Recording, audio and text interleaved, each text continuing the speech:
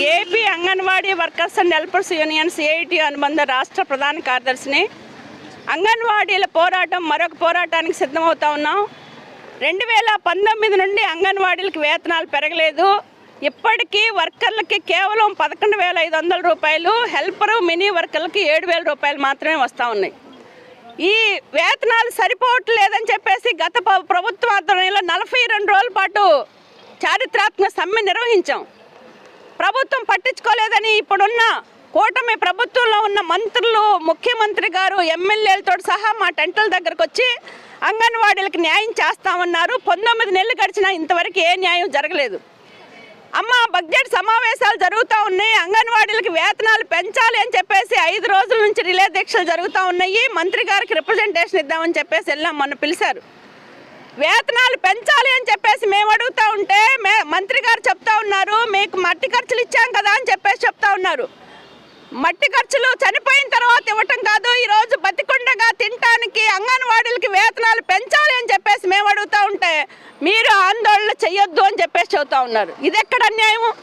మట్టి ఖర్చులు జీవో వచ్చింది, లేకపోతే మినియల్ జీవో వచ్చింది వాస్తవం.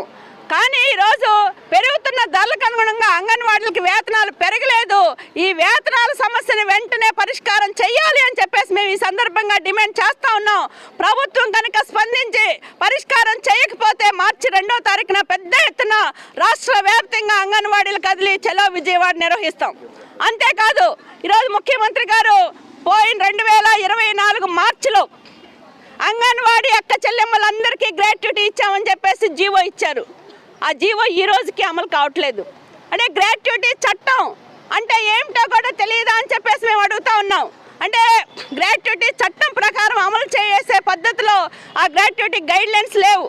అందుకని గ్రాట్యుటీ చట్టాన్ని అమలు కోసం గైడ్లైన్స్ రూపొందించాలని చెప్పేసి మేము కోరుతా ఉన్నాం. అట్లనే ఊరందరికీ సంక్షేమ పథకాలు అమలు చేస్తూ ఉన్నారు. కానీ అంగన్వాడీ మహిళలు ఏం పాపం చేశారు? వీళ్ళందరూ ప్రభుత్వ ఉద్యోగులు అని చెప్పేసి చెబుతా ఉన్నారు. అంటే 7,000 తీసుకున్న ఆయమ్మ ఈరోజు ప్రభుత్వ ఉద్యోగి, 11,000 రూపాయలు తీసుకునే వర్కర్ ప్రభుత్వ ఉద్యోగం అని చెప్పేసి అడుగుతున్నాం. ప్రభుత్వ ఉద్యోగులుగా గుర్తించండి. ఈరోజు ఐసిడిఎస్ ఏర్పడి 50 సంవత్సరాలు పూర్తయిపోయింది. 50 సంవత్సరాలు పూర్తయినా మీరేమో గౌరవ వేతనం అని చెబుతా ఉన్నారు.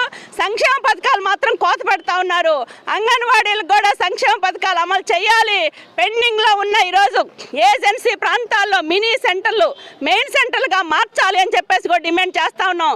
ఈ ప్రభుత్వం వెంటనే స్పందించి సమస్యల పరిష్కారం కాకపోతే మరొక ఉద్యమానికి అంగన్వాడీలందరూ